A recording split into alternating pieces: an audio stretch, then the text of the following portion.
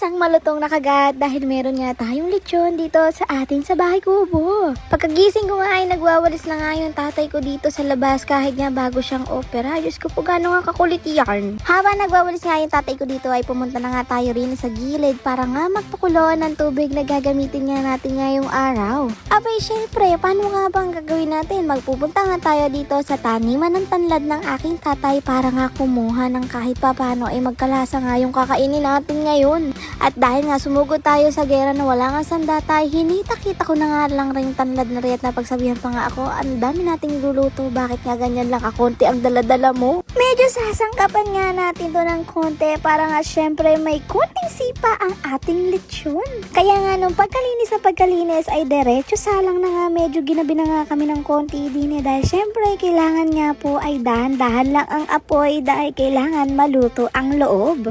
Nga ay hindi gaano kalaki, hindi gaano kaliit, sakto lang kaya syempre pag kinagat nga ay hindi nga ito makunat. Hinango na nga nila dito para nga daw makita nila kung pwede na nga daw bang kainin dahil pag nga daw ito ay nasunog ay day, kulay itim na, mapait pa. Mapapasabi ka na lang talaga na, sayang ang lechon. Nung approve na nga po sa aming Kuya Goryo yan ay day, hindi tayo magdadalawang isip na hanguin na dine para nga makain na natin. Ang pinakagusto ko nga sa lechon na ito ay yung balat, talaga naman crispy na, carbon pa. Kaya nga kayo ay pumarini na para nga tayo ay makakain na. Huwag ka na nga magdala ng sinaing dahil magsasaing na ako para sa'yo. Naks naman, ganun ka nga ka-importante sa akin.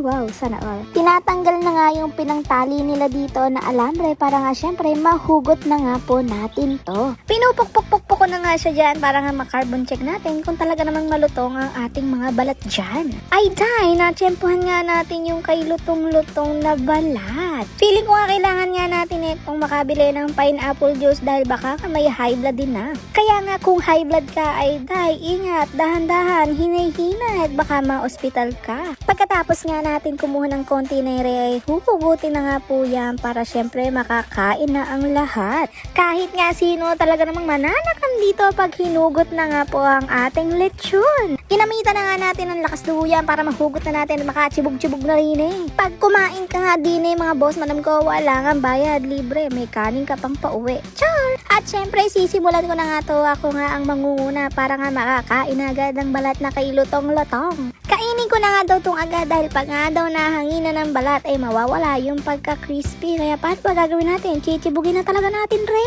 Pagkakuha ko nga nito ay tatakas na nga tayo para may pakita ko kung gaano nga kalutong at gaano nga kasarap para nga matakam na kayo. Ay, jay, bibili talaga tayo ng 3 pineapple juice dito para nga po sinasabi sa inyo hindi tayo ma-high blood ay iiwasan nga po natin yun. Tayo na nga ang magkukusa para nga iwas ospital ang ating mga kasukasuan. Char!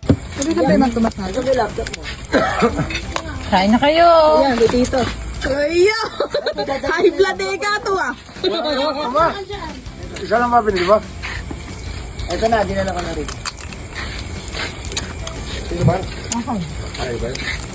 Ulang ayaw kumain. Sige, mamaya-maya. Pinalamig mo na ba yung cola natin mo to? Oo, nilagay ko doon. Hindi. Sa freezer po. Para dire-diretso, high blood, sugar. Sabay sisirit. Grabe ka naman, Tito.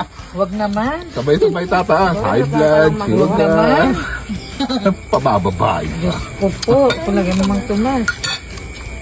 Ano naman tumas natin? Ewan ko. Ano dulo? Ay, ano nga kay Gio eh.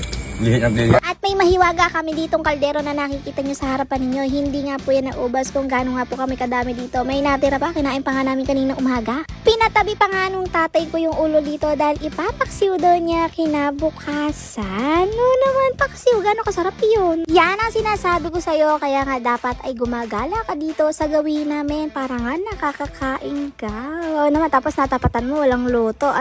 Iyak ka dahi, malala. Chibugan time na nga, kaya nga pag nadidinig mo yung kapitbahay mo na nag-aayos sa kusina ay dapat magsoli ka ng walis ting-ting, dustpan, basahan para nga syempre matapatan mo na nagluluto. Aalukin ka, syempre syempre mahihiya yung kapitbahay mo, pakakainin ka sa kanila. O di syempre, no choice ni kapitbahay mo, kakain ka na sa kanila. O di ba, madiskarte lang ang kailangan natin para mabuhay tayo sa mundong ibabaw. Kaya sabi ko sa inyo, kailangan may pakikisama kayo sa tao. Kung wala, dahil sino kakain lahat yan, di ba? Ikaw lang, mag-isa ka lang kakain yan, talaga matetegi ka. Tsaka ang sarap-sarap kumain pag nga may kaagaw ka dito. Eh, dahil talaga namang atim ka, kakain din ako ng madami para nga makita nila na malakas din ang kumain. Char!